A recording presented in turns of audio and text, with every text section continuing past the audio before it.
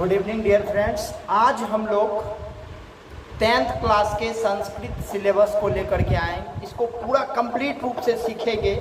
किस टॉपिक से कितना मार्क्स पूछा जाता है, कितना इम्पोर्टेंट है संस्कृत का हर एक टॉपिक। आज हम लोग सारी बातों को इसमें जान लेंगे, तो आप लोग अंतिम तक देखिएगा, ठीक है। आपको पूर्ण रूप से जानकारी मिलेगा। और कहा जाता है कम ज्ञान खतरनाक होता है, इसलिए कम देख के नहीं चले जाइएगा, पूरा आप देखिएगा। यदि आप पूरा देख लीजिएगा ना, 100% हम गारंटी करते हैं आप अपने दोस्त को भी एक बार देखने के लिए कहिएगा। समझ में आ गया कि नहीं आ गया? जरूर कहिएगा। इसलिए आप पहले पूरा देख लीजिएगा। यदि आप 10th क्लास में हो, यदि ग्रामर का सिलेबस आपको चाहिए या बुक का सिलेबस चाहिए, इस वीडियो में आपको दोनों चीज मिलेगा भरपूर मात्रा में। समझ में आ गया? तो चलते हैं हम लोग देखने के लिए। समझ में आ गया ना? चलिए, सबसे पहले हेडिंग ही हम लोग का सिलेबस संस्कृत। क्या चीज है? सिलेबस संस्कृत। किसका सिलेबस? संस्कृत का सिलेबस। क्या सीखेंगे? तो संस्कृत का सिलेबस सीखेंगे। अरे सिलेबस होगा तब ना आगे जाएंगे, पहले घर का बेस होगा तब ना 2 मंजिला ठोकेंगे। तो समझ में आ गया होगा। जोश में आ जाइए, पक्का जोश में आ जाइए जो हम आज सिलेबस सीखने के लिए जा रहे हैं। और सिलेबस के बाद एक एक टॉपिक को न फोड़े तो फिर बेकार की बात है। हर एक टॉपिक आपके दिमाग में न घुसा दिए तो फिर बेकार की बात है। आ जाइए, सबसे पहले देखते हैं सिलेबस संस्कृत। किस क्लास का? Class 10th Bihar board. Class 10th Bihar board के सिलेबस को हम लोग पूर्ण रूप से जानेंगे। आधा मतलब कहीं भी डाउट नहीं रहेगा। एक एक कॉन्सेप्ट को पकड़ते चलेंगे, कहां से कितना नंबर भी उठेगा यह भी जानेंगे। तो सबसे पहले हम लोग का आज का टॉपिक ही है संस्कृत का syllabus, syllabus of Sanskrit. Okay, चलते हैं बाबू। देखिए, संस्कृत को जो हम लोग स्टडी करेंगे ना, वह 2 भागों में बांट करके पढ़ेंगे। संस्कृत क्लास 10th का जो स्टडी करेंगे 2 भाग में। एक भाग होगा व्याकरण, इसको इंग्लिश में ग्रामर कहा जाता है। कोई दिक्कत? No doubt. चलते हैं। सेकेंड पार्ट होगा पुस्तक। सेकेंड पार्ट होगा पुस्तक और फर्स्ट पार्ट होगा व्याकरण। पुस्तक को हम लोग अंग्रेजी में बुक कहते हैं। शुद्ध भाषा आप लोग जानते होंगे किताब। कोई दिक्कत? चलिए अब समझते हैं। सबसे पहले पुस्तक क्या है? पुस्तक तो आपके पास एक बुक होगा जिसका नाम होगा प्यूसम। समझ में आ रहा? आपके पास एक बुक होगा प्यूसम, आप उसमें देखिएगा। और आपका टोटल 14 चैप्टर है। हम जब बुक लेकर आएंगे सारे चैप्टर का नाम भी बताएंगे। उसमें कुल मिलाकर 14 चैप्टर्स हैं। समझ में आ गया होगा? अब समझिए, तो बुक से किस प्रकार पूछेगा? तो बुक से 2 भाग में, एक MCQ टाइप रहेगा और सेकेंड बात रहेगा जो लिखावट की कुछ क्वेश्चन होते हैं। अब एक पार्ट हो गया MCQ और एक पार्ट हो गया लिखावट की। अब एक बात आप जान लीजिए, मन से डाउट हटा दीजिए, जो संस्कृत बुक क्या होता है, सारा चीज उसमें आपको हिंदी में लिखना। ऑब्जेक्टिव भी आपका हिंदी में आएगा। कितना खुशी की बात है, आप खुश हो जाइए, आप सरप्राइज हो जाइए। जो हमको सारा बात, संस्कृत से डरिए नहीं। संस्कृत जब देवताओं की भाषा है तो देवता से मांग लेंगे, क्या दिक्कत है? तो चलिए 2 भाग, एक MCQ और एक लिखावट की बात। एक लिखावट की बात 2 भाग में, एक MCQ हो गया, एक लिखावट। तो आप एक झंझट खत्म कर दीजिए। ऑब्जेक्टिव यानी MCQ जो पुस्तक से आएगा ना, प्रत्येक अध्याय से 1 या 2, 1 या 2, 1 या 2 अप्रॉक्स मान लेते 14 अध्याय, तो 14 दूना 28। चलिए इसको 30 कर दीजिए आप। अरे 1-2 पूछेगा, 1-2 1-2 1-2, बस यही रहेगा रेशियो उसका, ठीक है। तो हम कितना लेट कर दिए? 30 ऑब्जेक्टिव यानी MCQ को हम लोग तैयार कर देंगे। तैयार तो पूरा चैप्टर करना है ना, बस आपका एग्जाम के दृष्टि से सिलेबस को हम बता रहे हैं तो कैसे करके पूछेगा। एक चैप्टर से कितना पूछ सकता है? Maximum 2, minimum 1, minimum 1। ये बात याद हो गया? तो बुक का पहला MCQ वाला झंझट खत्म हो गया। पढ़ना कैसे हम लोग अगले टॉपिक में, जब अगले वीडियो में मिलेंगे उसमें आपको बताएंगे जो पढ़ना, तैयारी कैसे करना। सेकेंड बात सब्जेक्टिव। सब्जेक्टिव का भी थोड़ा मोड़ा झमेला है। इसमें आपको 8 क्वेश्चन यानी 16 मार्क्स का क्वेश्चन, 16 मार्क्स, ओनली 16। आप सोच रहे इतना बुक पढ़ेंगे हम 50 नंबर संस्कृत, नहीं, 16 मार्क्स का। आजकल का जमाना है 16 क्वेश्चन देता है, 8 बनाना रहता है, तो 8 दूना 16 मार्क्स। तो आप देखिए 30 अब प्लस में 16 इज इक्वल टू 46, आपको लगभग अप्रॉक्स में 50 पुट जाता है। समझ में आ गया कि नहीं आ गया? तो 46 मार्क्स का तो ये 100% गारंटी है जो आपके बुक से क्वेश्चन रहेंगे। याद हो गया? समझ में आ गया होगा? तो बुक को दो भाग में बांटे, एगो MCQ, एगो लॉन्ग क्वेश्चन, उसको जो भाषा में लिखेंगे, भाषा में टोटल क्वेश्चन जो रहता है 8 गो आपको बनाना रहता है, दे 16 गो, कभी 10 दे देता, कभी 12 देता, लेकिन कंपलसरी आपको 8 गो क्वेश्चन बनाना, 8 दूना 16, और इधर आपका ऑब्जेक्टिव लगभग हो गया 30। तो 30 और 16 कुल मिलाकर बुक के क्वेश्चन हो जाते हैं 46 मार्क्स। ओके, शायद आपको बुक का सिलेबस दिमाग में घुस गया होगा।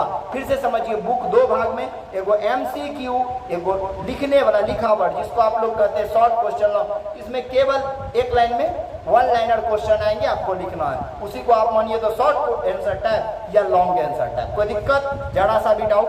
अब चलते हैं जो मेन खेती है, जो हम लोग मक्का उपजाएंगे तो करोड़ों कमाएंगे, यानी व्याकरण से कितना उपजाना है फसल को, वही कॉन्सेप्ट लेना। मुख्य व्याकरण, बुक तो हलवा है, हलवा एकदम तुरंत खिला देते हैं बच्चा सबको, आपको भी खिलाएंगे, टेंशन नहीं लीजिए। आ जाइए व्याकरण में। व्याकरण को बाबू समझिए, पहले व्याकरण में सब्जेक्टिव में क्या होता है हम लोग उसी को जानेंगे। व्याकरण का जब सब्जेक्टिव समझ लेंगे तो ऑब्जेक्टिव को भी देख लेंगे। तो चलते हैं, व्याकरण का जो सब्जेक्टिव है इसमें गद्यांश। अब गद्यांश क्या होता है जानते हैं? एक स्टोरी रहेगा ऊपर में, क्या रहेगा?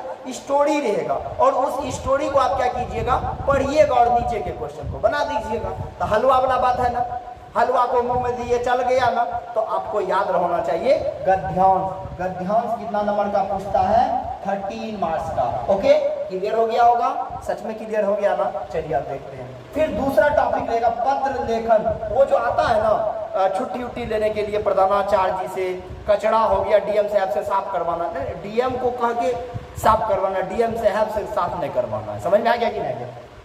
8 नंबर का, तो 13 + 8 21 मार्क्स। ओके, पहला गद्यांश, दूसरा पत्र लेखन। कोई दिक्कत? अब आ जाइए अनुच्छेद। अनुच्छेद बस 7 वाक्य में कहता है और 7 आपको देता है। कितना? 1 लाइन मतलब 1 मार्क्स, 1 लाइन मतलब 1 नंबर। समझ में आ गया ना? तो 7 लाइन 7 नंबर, तो 13 8 21 7 28। अनुच्छेद का मतलब क्या होता है? अरे बाबू रे, हिंदी में आप लोग निबंध पढ़े होंगे, निबंध कोरोना पे, हैजा पे, लकवा पे, ये सब पढ़े होंगे शायद मेरे ख्याल से।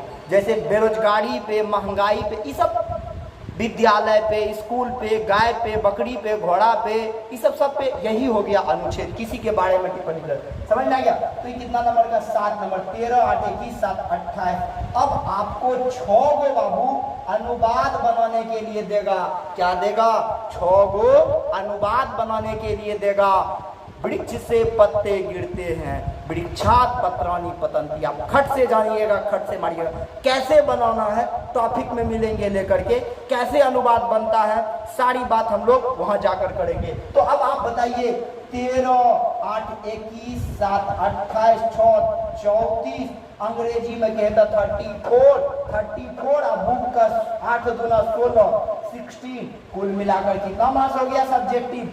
50 मार्क्स हम लोग कंप्लीट कर लिए अभी बोल करके। अब आगे कर करके करना है, अभी बोल करके देखें। फिर से एक बार हम बोल जाते हैं, समझिएगा।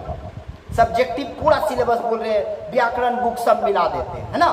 तो बुक से 8 क्वेश्चन आपको बनाना है, ठीक है? 8, एक क्वेश्चन पे 2 मार्क्स रहेगा, तो कितना मार्क्स हो गया? 16 मार्क्स। गद्यांश 13 मार्क्स का, कितना हो गया? 29, है ना? 8 नंबर का आपका पत्र लेखन आएगा। 29 8 कितना हो गया? कितना हो गया? 37, ठीक है? और 6 मार्क्स का आपका क्या कहता है? 7 मार्क्स का आपका क्या रहेगा? अनुच्छेद लेखन।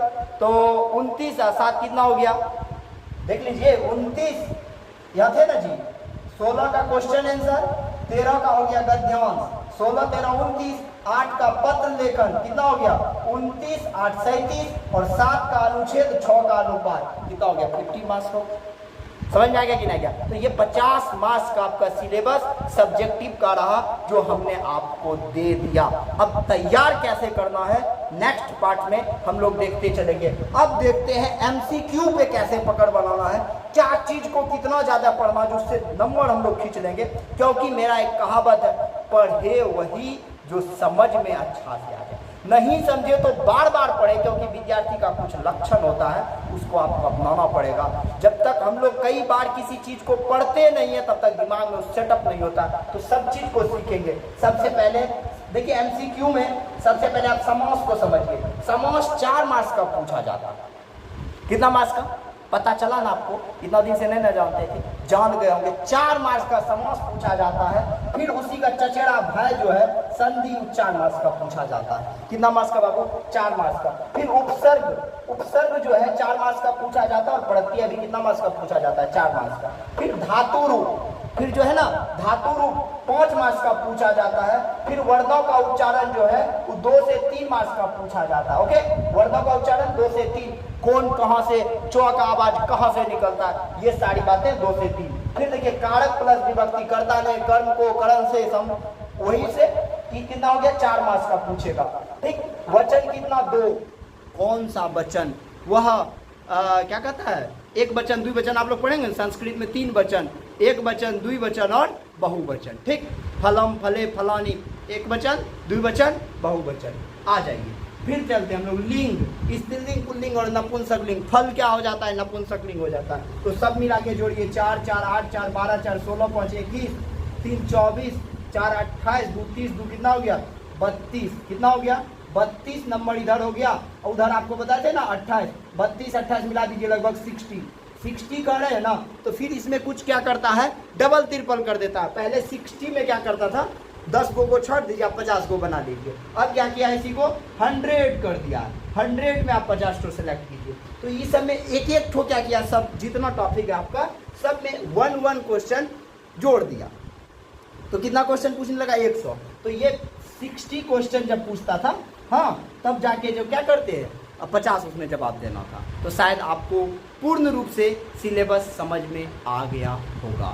ऑब्जेक्टिव और सब्जेक्टिव किस टॉपिक को, शायद मेरे ख्याल से आप इसका एक स्क्रीनशॉट ले लीजिए और इसका पूर्ण रूप से एक नोट्स बनाते चलिए। एक एक टॉपिक के साथ एक एक चीज को हम लोग फोड़ते चलेंगे। समझ में आ गया कि नहीं गया? और आप पूर्ण रूप से सिलेबस को समझ गए होंगे, यह मेरा गारंटी है। और आप भी गारंटी दे दीजिए। यदि पूरा वीडियो देख रहे हैं तो आप जरूर नीचे में कमेंट में लिखें, सर हम देख रहे हैं, I am present sir, I am present sir. एक बात जरूर लिख दीजिएगा, हमको पता चल जाएगा, हमको भी आपसे जुड़ने में बहुत अच्छा लगेगा। धन्यवाद। हम लोग फिर मिलेंगे नेक्स्ट वीडियो में चैप्टर के साथ। तब तक के लिए बाय।